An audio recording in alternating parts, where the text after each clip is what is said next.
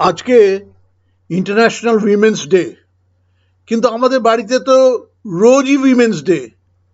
আমি তো কোনোদিনই বাঘিনীর সঙ্গে পেরে উঠি না।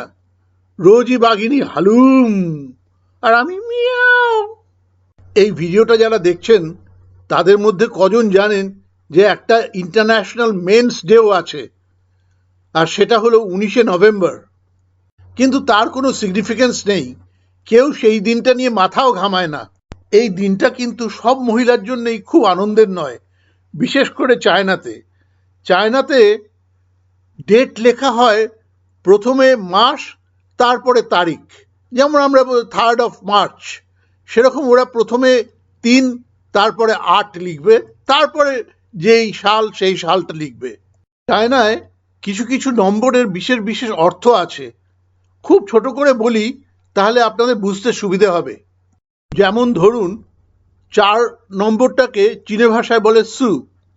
এই সুর আরেকটা অর্থ হলো মৃত্যু। যদি বলে থাসুলা, মানে হি ডাইড। 4 নম্বরটা চীনেদের কাছে ভীষণ অপয়া।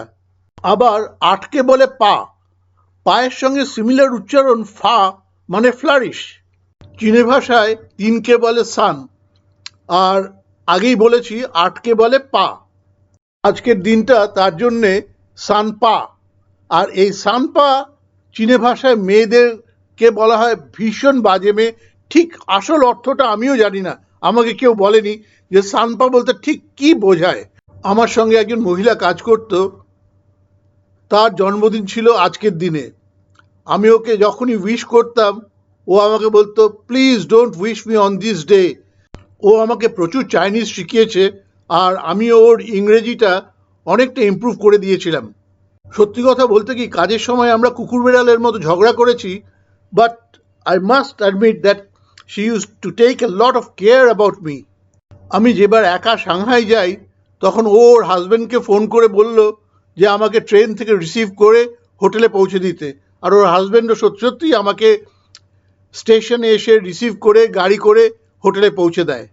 চায়নায় এই 38 নাম্বারটা এতই খারাপ যে কোনো মেয়ের জুতোর নম্বর যদি 38 হয়, তাহলে সে হয় 37 নম্বরের জুতো কিনবে, কিংবা 39 নম্বরের জুতো কিনবে। দোকানে এসে কিছুতেই বলবে না যে তার জুতোর মাপ হলো সানপা। কলোকিয়ালি 38কে সানপা বললেও অ্যাকচুয়ালি কিন্তু 38 সানসুপা। সুর মানে হলো 10, মানে 3, 10, 8। চায়নার আরও কত গল্প আছে, সময় করে আস্তে আস্তে এক সময় বলবো।